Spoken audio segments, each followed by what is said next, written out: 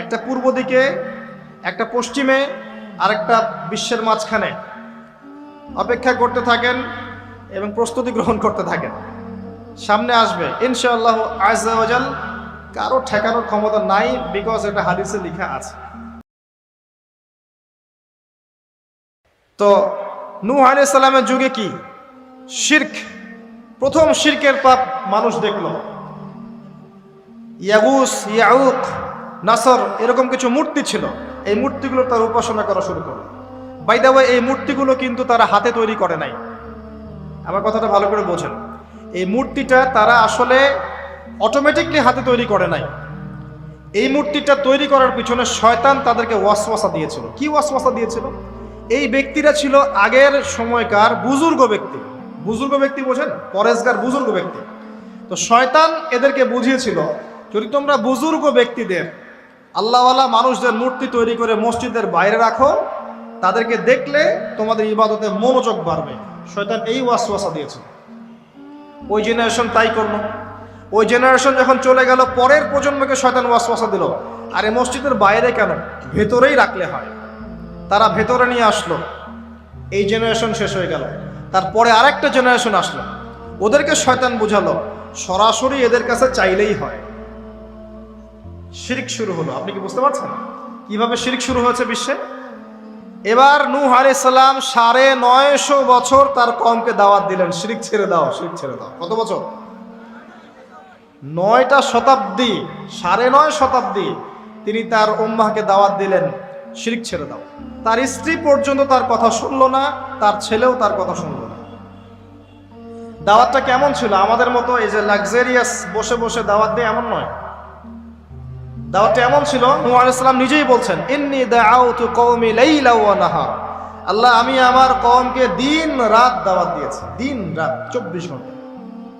ওয়ালাম ইয়াজিদহুম দুআই ইল্লা ফিরারা। আমার দাওয়াত শুনে মানুষ খালি পালিয়েই গেছে, পালিয়েই গেছে।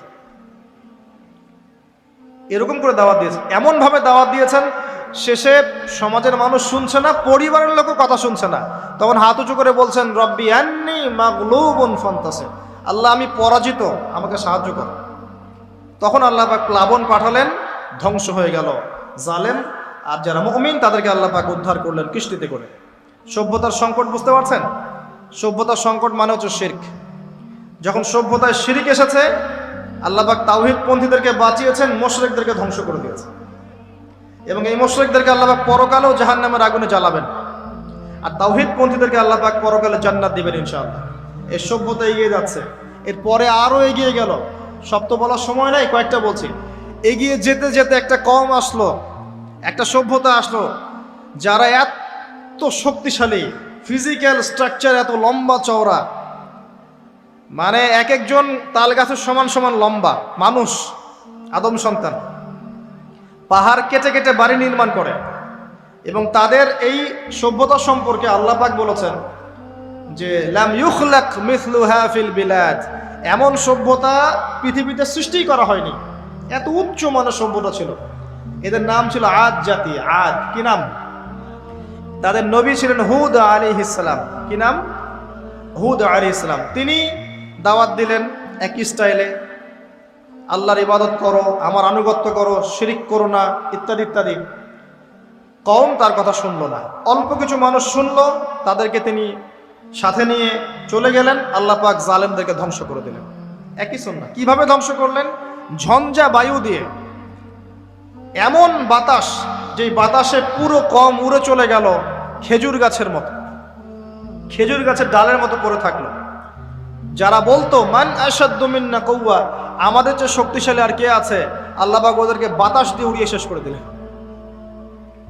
সুবহানাল্লাহ। এরপরে আরেকটা সভ্যতা আসলো, যার নাম সামুদ। তাদের নবীর নাম সালেহ আলাইহিস সালাম। তারাও আদ জাতির ভাই, ওরাও ফিজিক্যালি অনেক স্ট্রং ছিল। একইভাবে নবী দাওয়াত দিলেন, তারা কবুল করলো না। আল্লাহ পাক ওই মুমিনদেরকে উদ্ধার করলেন, বাকিদেরকে বজ্রপাত দিয়ে ধ্বংস করে দিলেন। কি দিয়ে ধ্বংস করলেন? বজ্রপাত। বজ্রপাতের প্রচন্ড শব্দে কর্ণঘোর ফেটে গেল, তারা তাদের ঘরের সামনেই পড়ে থাকলো। এটা একটা কওম ছিল, যেই কওমটাকে বলা হয়েছিল যে সময় আছে তোমাদের সামনে, তোমরা চাইলে তওবা করে ফিরে আসতে পারো, অথবা 3 দিন ভোগবিলাস করতে পারো, ধ্বংস আসবে, আযাব আসবে। ওরা বলেছিল বরং আমরা 3 দিন ভোগবিলাস করে নেব। কোন সম্প্রদায়ের সাথে এই আকীদাটা মিলছে? বর্তমান যুগের কোন সভ্যতার সাথে এই আদর্শটা মিলছে? কথা কি বুঝতে পারেন? কারা শিখায় মানুষকে খাও দাও ফুর্তি করো, খাও দাও ফুর্তি করো, কালকের কি চিন্তা, আজকেই বেঁচে নাও? কারা শিখায়? এই যে সালেহ আলাইহিস সালামের কওম এমন ছিল, তওবা করে ফিরে আসো। ওরা বলছে না, 3 দিন সময় আছে, খেয়ে নিয়ে ফুর্তি করে নেব। জেনা, মদ, খাওয়া দাওয়া সব চললো। তৃতীয় দিন সকালবেলা ফজরের সময় বিকট শব্দে ওদের কর্ণগুহর আল্লাহ ফাটিয়ে দিলেন এবং ঘরের সামনে চিৎপটাং হয়ে পড়ে থাকলো, কম শেষ, ডিস্ট্রয়। এখনো হিজাজ অঞ্চলে তাদের ধ্বংসাবশেষ দেখা যায়, অনলাইনে সার্চ করে দেখেন। সভ্যতা এগিয়ে চললো। আপনি কি সভ্যতার এগিয়ে যাওয়ার মধ্যে মিল পাচ্ছেন? কোনো একটা কমন জিনিস পাচ্ছেন? প্রত্যেক সভ্যতা আল্লাহ পাক ওহী নাজিল করেছেন, রাসূল পাঠিয়েছেন, আনুগত্যের দিকে আহ্বান করেছেন। যারা করে নাই ধ্বংস, যারা করেছে সফল।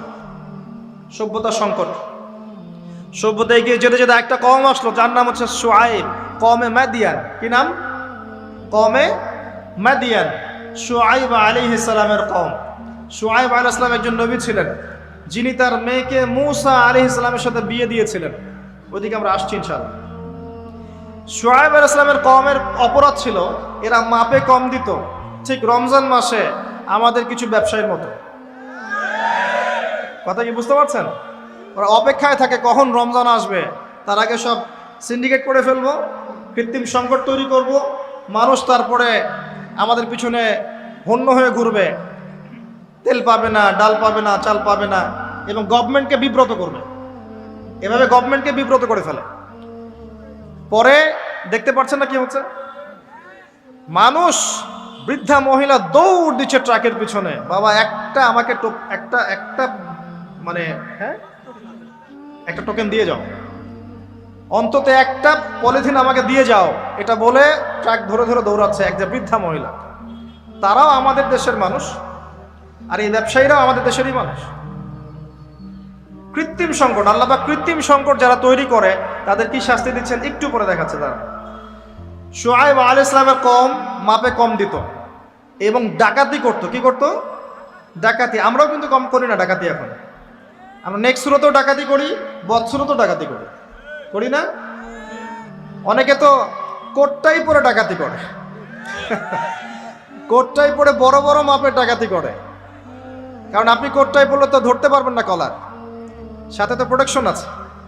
হ্যাঁ, দেখবেন বাধ্য হয়ে বলতে হচ্ছে। দেখবেন কোথাও যাবেন, টিকিটের দাম দেখবেন 5,000 টাকা বা 6,000 টাকা, হঠাৎ দেখবেন দাম চলে গেছে 23,000 টাকা, 20,000 টাকা। সুবহানাল্লাহ, কোটটাই পড়ে আছে, আপনি কিছু বলতে পারবেন না, কিছু বলতে পারবেন না। সব ক্ষেত্রে এগুলো চলছে। স্যুট বুট পরে বসে থাকবো সুদী ব্যাংকে, মানুষের রক্ত চুষে খাচ্ছে। অনেক সময় দেখা যায় দিনের লেবাস পরেও আমরা জনগণের টাকা পয়সা লুটে খাই। হ্যাঁ, তো এই যে ডাকাতি করতো শুআয়ব আলাইহিস সালামের কওম, এবং তারা মাপে কম দিত। রমজান মাসে একটা অনুরোধ করবো, আল্লাহর ওয়াস্তে কৃত্রিম সংকট তৈরি করে মানুষকে কষ্ট দিয়েন না, বরং এই মাসে আপনি দাম আরো কমিয়ে দেন, আল্লাহ আপনার রিজিকে বারাকা দিবেন। মানুষকে খাওয়ান, বেশি বেশি ইফতার করান, বেশি বেশি ইফতার করান, সমাজ কল্যাণমূলক কাজ করেন, আল্লাহ রহম করবে ইনশাআল্লাহ। আল্লাহর ওয়াস্তে এই মাসটাকে কোটিপতি হওয়ার সুযোগ মনে করেন না, এটা আপনার ক্ষমা পাওয়ার মাস। আল্লাহ পাক বোঝার তৌফিক দান করুন তাদেরকে। তারপরেও কিছু মানুষ থাকবে, লাহুম কুলুবুন লা ইয়াফকাহুনা বিহা, যাদের কলব আছে উপলব্ধি করে না, ওয়া লাহুম আযানুন লা ইয়াসমাউনা বিহা ওয়া লাহুম আ'য়ুনুন লা ইবসিরুনা বিহা, কান আছে শোনে না, চোখ আছে দেখবে না। উলাইকা কাল আনআম, এরাই জন্তু জানোয়ারের মতো। বালহুম আদাল, বরং তার চেয়ে ওরা নিকৃষ্ট। বালহুম আদাল, বরং তার চাইতেও নিকৃষ্ট। উলাইকা হুমুল গাফিলুন, এরা গাফিল সম্প্রদায়। আসেন, মাপে কম দেওয়া, ডাকাতি করার কারণে আল্লাহ পাক কি করলেন? আল্লাহ পাক এই মাদিয়ান জাতি ইতিহাসে প্রথমবার, সভ্যতায় প্রথমবার এই মাদিয়ান জাতিকে আল্লাহ পাক ভূমিকম্প দিয়ে ধ্বংস করেছেন। ভূমিকম্প দিয়ে আল্লাহ পাক ধ্বংস করেছেন ওয়ার্ল্ড হিস্ট্রিতে প্রথম এই মাদিয়ান কওমকে। আর এই ভূমিকম্প আখিরুজ্জামানেও আসবে, বড় বড় 3টা। একটা পূর্ব দিকে, একটা পশ্চিমে, আর একটা বিশ্বের মাঝখানে অপেক্ষা করতে থাকেন এবং প্রস্তুতি গ্রহণ করতে থাকেন। সামনে আসবে ইনশাআল্লাহ আযজা ওয়া জাল। কারো ঠেকানোর ক্ষমতা নাই, বিকজ এটা হাদিসে লেখা আছে, কিছু করার নাই। একটা কাজই করার আছে, পরকালের ফিকির করা আর মৃত্যুর প্রস্তুতি গ্রহণ করা। আসেন, এরপর কি হলো? সভ্যতা এগিয়ে চললো। নবী মূসা আলাইহিস সালামের কওম আসলো, বনু ইসরাইলের ঘটনা আপনারা জানেন। এর আগে একটা স্কিপ করে গেছে, ওইদিকে আসছে। এর আগে ইব্রাহিম আলাইহিস সালাম ছিলেন, মনে আছে? ওই যে নমরুদ, ইব্রাহিম আলাইহিস সালাম বাবা তার আহ্বানে সাড়া দিচ্ছে না, বাড়ির থেকে চলে গেলেন। স্ত্রী সারাকে নিয়ে চলে গেলেন প্যালেস্টাইন, সেখানে থাকা শুরু করলেন। পরে হাজারা আলাইহিস সালামকে বিয়ে করলেন, সেখান থেকে আবার মক্কা, সেখানে সন্তানকে জবাই করার ফিতনা, পরীক্ষা, সফল হলেন, প্রত্যেকটা ক্ষেত্রে সফল হলেন। আল্লাহ রাব্বুল আলামিন তাকে বলেছেন যে ইব্রাহিম একাই একটা উম্মাহ। আল্লাহ পাক তাকে অগ্নি পরীক্ষা নিলেন, অগ্নি পরীক্ষাতেও তিনি পাশ করলেন। নমরুদকে আল্লাহ পাক ধ্বংস করলেন, ইব্রাহিমকে বিজয়ী করলেন। বলেন সুবহানাল্লাহ। সভ্যতার একই চিত্র। এবার মূসা আলাইহিস সালামের সময় আপনি গিয়ে দেখবেন ফেরাউনকে আল্লাহ পাক দলবল সহ ডুবিয়ে মারলেন।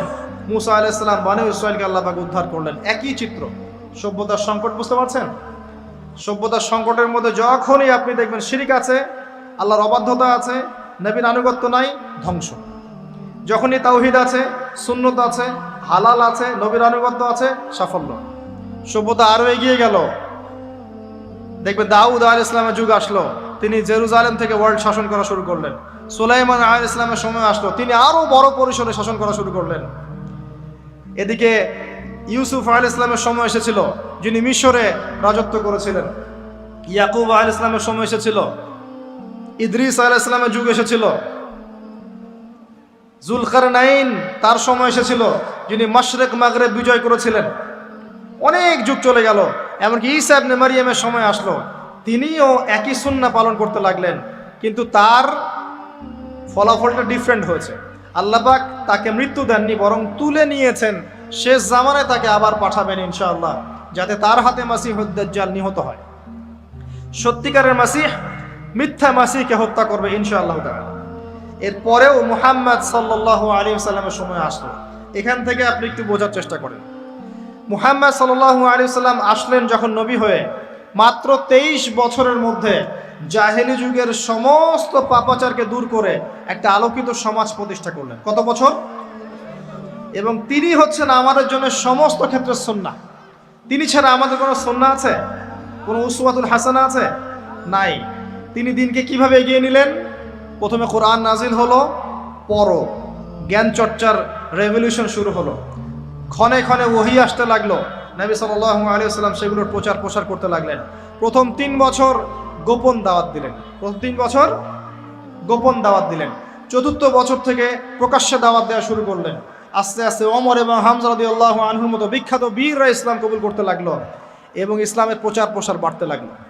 যত প্রচার বাড়তে লাগলো, কাফের মুশরিকদের নির্যাতন তত বেশি বাড়তে লাগলো।